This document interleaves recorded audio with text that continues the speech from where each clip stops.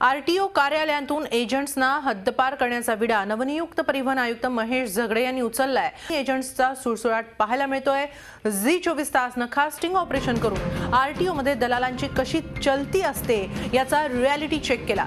RTO मध्ये कसे व्यवहार चालतात, भ्रष्ट मार्गाने कशी कामं केली जातात त्याचा नमुनाच पाहायला मिळाला। झी 24 तासनं एजंटगिरीचा गोरख धंदा नजरेला आल्यानंतर त्यावर कारवाई करण्याचे आश्वासन प्रादेशिक परिवहन अधिकाऱ्यांनी दिले। पण जिथे महेश झगडेंच्या इशाऱ्याला कोणी सिरियसली घेत नाही तिथेही भ्रष्टाचाराची कुर्ण नष्ट होतील का हा प्रश्नच आहे।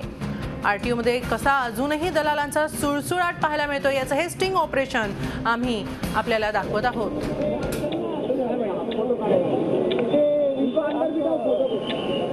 लायसन्स आहे ना, ती गाडी मी चालवत तर माझं हे जे लायसन आहे ते 3 वर्षाचं असतं ना, तर TDR नको आहे आता आमच्याकडे, काय TC का म्हणतात त्याला, ट्रान्सपोर्ट। हां, तर हे तर आता मी ह्याच्यावर कार चालू शकतो का? चालेल ना, कुठली गाडी चालू शकता, पण हे संपलं असलं तरी चालू शकतो ना कार, म्हणजे ते रिन्यू करावं लागेल। 11/7ला संपलंय, 7व्या महिन्यात। नाही पण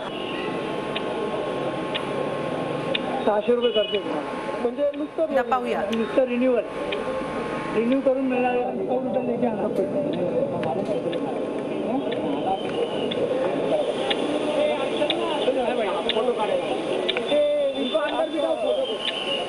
लायसन्सच आहे ना, ती गाडी मी चालवत तर माझं हे जे लायसन आहे ते 3 वर्षाचं असतं ना, तर TDR नको आहे आता आमच्याकडे, काय TC का म्हणतात त्याला, ट्रान्सपोर्ट। हां, तर हे तर आता मी ह्याच्यावर कार चालू शकतो का? चालेल ना, कुठली गाडी चालू शकता, पण हे संपलं असलं तरी चालू शकतो ना कार, म्हणजे ते रिन्यू करावं लागेल। 11/7ला संपलंय, 7व्या महिन्यात। नाही पण 600 रुपये करते म्हणजे नुसतं रिन्यू करून मिळणारे लायसन। अच्छा, म्हणजे पक्कच भेटेल ना? हां, असं दुसरं भेटेल, पण ते बाय पोस्टने येतं। त्यासाठी कागदपत्र काय लागतं? काय नको, लायसनची घ्यायला। किती दिवसात भेटेल आम्ही? 15-20 दिवसांनी बाय पोस्टने घरी येईल। हो का?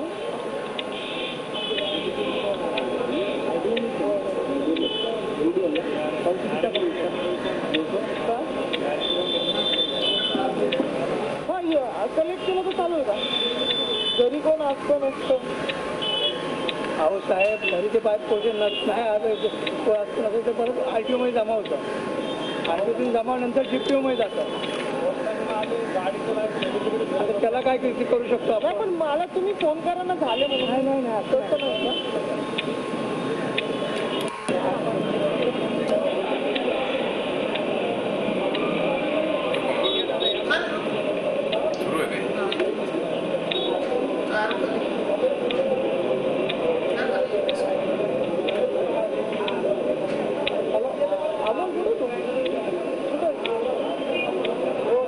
काल विषय सांगितलं होतं तुला,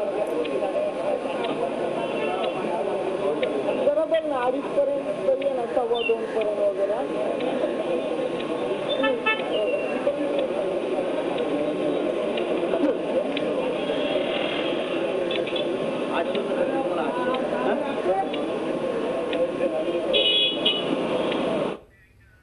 आरटीओ कार्यालयात दलालांचा कसा सुळसुळाट चालू असतो, कसे त्यांचे व्यवहार चालू असतात याचा हा रियालिटी चेक आम्ही केला। याच संदर्भात आपण सविस्तर माहिती घेऊया आमचे प्रतिनिधी अरुण मेहत्रे यांच्याकडून। अरुण, हे स्टिंग ऑपरेशन करताना किंवा आरटीओ कार्यालयात दलालांचा कसा सुळसुळाट चालू असतो हे आपण स्टिंग ऑपरेशन मधून दाखवून दिलेलं आहे, पण प्रत्यक्षात खरंच कसं हे सगळं काम चालतं? परिवहन आयुक्तांचे आदेश आल्यानंतरही हे काम अशा प्रकारे दलालांचा सुळसुळाट सुरू आहे, हे विशेष सविस्तर सांगाल, कसं घडतं हे सगळं?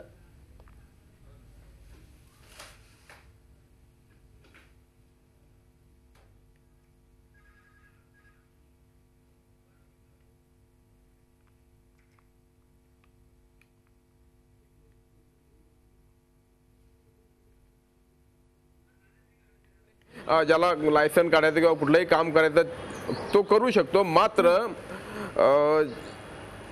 या एजंट लोकांचा ज्यावेळेस घोळका तिथे जमा होतो आणि त्याला एक प्रकारे भाग पाडलं जातं की हे या सगळ्या भ्रष्टाचार करण्याला, ही सगळी लाचखोरी करण्याला किंवा एजंटच्या माध्यमातून काम करण्याला, तर हे सगळं वर्षानुवर्षे घडत आलंय.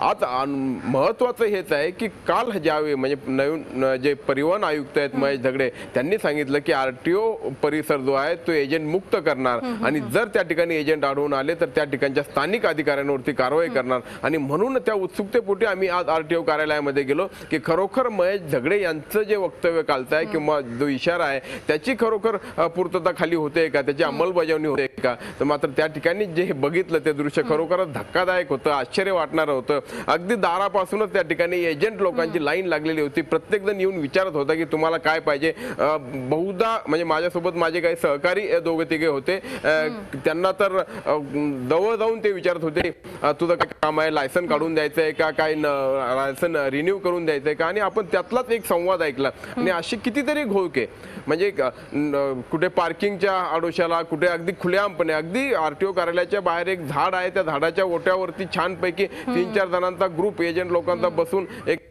मध्ये काम शेअर करून अशा पद्धतीने पैशाचे व्यवहार बाहेर म्हणजे होते असं आपण पाहिलं की अगदी एखाद्या 300 रुपयाच्या कामासाठी 600 रुपये कसे सांगितले जातात ते देखील आपण ऐकलंय. त्यामुळे RTO कार्यालयामधला हा काळा बाजार ही नवीन गोष्ट नाही. फक्त धक्कादायक बाब अशी आहे की हे सगळं म्हणजे काल महेश झगडे असं बोलल्यानंतरही आज काहीतरी परिणाम होईल असं ते काहीही झालेलं नाही. पूर्वी नितीन गडकरी जे केंद्रीय परिवहन मंत्री ते देखील म्हटले होते की मतलब लक्ष्मी बंद व्हायला पाहिजे, किंबहुना ही RTO व्यवस्थाच बंद करायला पाहिजे. अर्थात त्यानंतरही काही फरक पडलेला दिसत नाहीये आणि म्हणून हे सगळं गांभीर्याने घेण्याची गरज आहे. नक्की आपण हे सगळं स्टिंग ऑपरेशन केल्यानंतर आणि हा सगळा प्रकार कसा अजूनही सुरू आहे, आदेशांनंतरही हे सगळं लक्षात आणून दिल्यानंतर कारवाईचं आश्वासन तर मिळालंय, पण प्रत्यक्षात कारवाई होताना काही हालचाल दिसून आली आहे का आतापर्यंत, काही समजलंय? हेमाली खरं तर म्हणजे दुपारपर्यंत वाजेपर्यंत 2-3 वाजेपर्यंत कुठलीच हालचाल नव्हती. सगळं काही हे व्यवस्थित सुरू होतं. जसं मी म्हटलं की RTOच्या नाकावरती टिचून त्या ठिकाणी अगदी छान दुकानं थाटली होती आणि लोक येऊन आपले आपले धंदे, तिथे काय धंदे हे सगळे सुरू होते. आणि हे सगळं झाल्यानंतर आम्ही या सगळ्या गोष्टीची माहिती ही तिथल्या पुण्याचे स्थानिक प्रादेशिक परिवहन अधिकारी आहेत जितेंद्र पाटील, त्यांना की आपल्या कार्यालयामध्ये म्हणजे काय आदेश झाला, बैठक झाली आणि त्यानंतर त्यांनी अनेक उपाययोजना सांगितल्या की कुठल्या कुठल्या उपाययोजना यासाठी केल्या जातात. मात्र त्याच्यावेळी त्यांच्या ज्यावेळेस हे निदर्शनास आणून दिलं की हे सगळं आजही सुरू आहे, आज आम्हाला अनुभव आलेला, त्यावेळी त्यांनी सांगितलं की नाही आम्ही तातडीनं आता त्याच्यावरती कोणी सिक्युरिटी गार्ड तिथनं आणखी स्वतंत्र यंत्रणा नेमणार, बाहेर हुसकावून लागणार किंबहुना त्यांच्यावरती पोलीस केस करणार, आम्ही स्वतःहून कारवाई करणार, हे सगळं आपण निदर्शनास आणून दिल्यानंतर त्यांनी आता म्हटलेलं आहे. त्यामुळे आता साधारणपणे आल्यानंतर कदाचित त्यांनी तिथनं त्या आजच्या दिवसाचे व्यवहार किंवा लोकांना तिथनं थांबवलं असण्याची शक्यता आहे. पण हे कायमस्वरूपी राहणं गरजेचं आहे. नक्कीच कायमस्वरूपी असणं गरजेचं आहे. आणि आता पाहूया की लवकरात लवकर खरोखरच कारवाई केली जाते का, याचा पाठपुरावा आपण सतत करतच राहू. धन्यवाद अरुण, आपण दिलेल्या या सविस्तर माहितीबद्दल. झी 24 तास रहा एक पाऊल पुढे.